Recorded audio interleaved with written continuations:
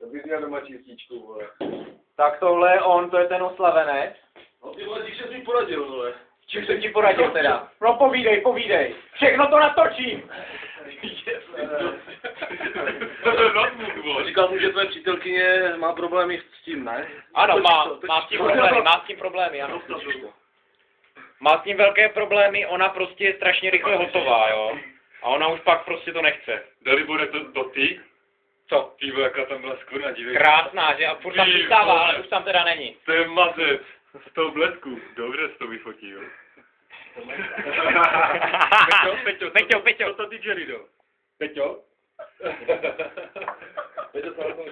Peťo, co říkáš? Nějaký komentář? My to všichni komentujeme, jo? Tak já nevím. Ty nevíš, kolik... Peťa 2. Co na to říkáte, pane? Na co? No tady na tu chálku a tak, jako. Já už bych začal. Manželka to uvidí. Tak nic, Lukáš. Výborné. Pěkně, první konečně se zapojil, pěkně ho natočíme. Peťa 2, Peťa 3 teda. To na to, než to zežere.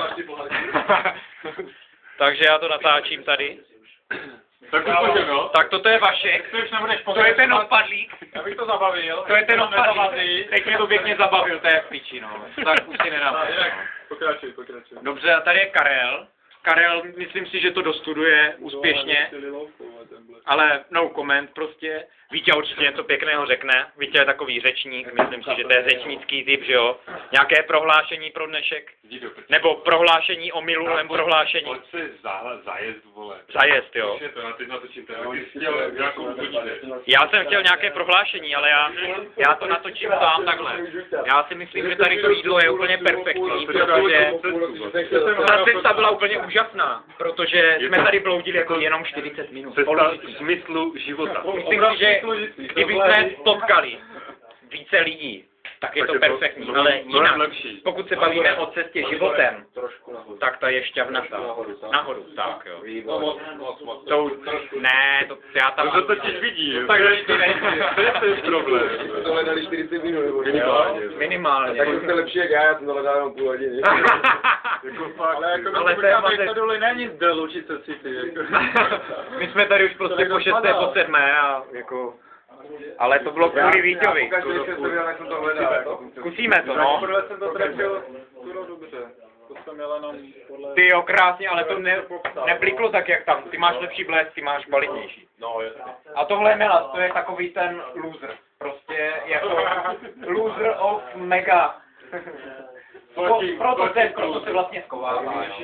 Teď se vymlouvám na to, že jako David, já vlastně nemám žádný dárek, jo. A já mám prostě jenom takovou žízeň, jako mám chuť na to víno. A tak natočíme tady Peťu. Peťa pózoval, ale už ne.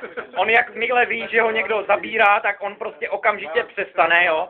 Ale jinak myslím si, že dělal dobré pózy. Peťa je úplně pod míru, jako.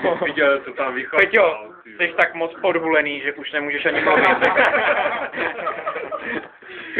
Nebo jak to vidíš? Jak teď si na tom s tím hulením už přestáváš, nebo co? Nevíš. A jako s alkoholem, alkohol to už teď ne? Teď už jenom LSD, nebo na čem si teď jako valíš? Perník, nebo... Hovno, tripuje papírky. Ty tripuješ teď, Peťo? Jako vypadáš na to, no. Jako v podstatě si myslím, že to na tebe sedí, jako máš takové ty prudké pohyby a nečekané reakce. Já si myslím, že všechno tomu napovídá, no. Tak to je odtud zlužit všechno prozatím a ještě se vám přihlásíme asi tak za 25 minut.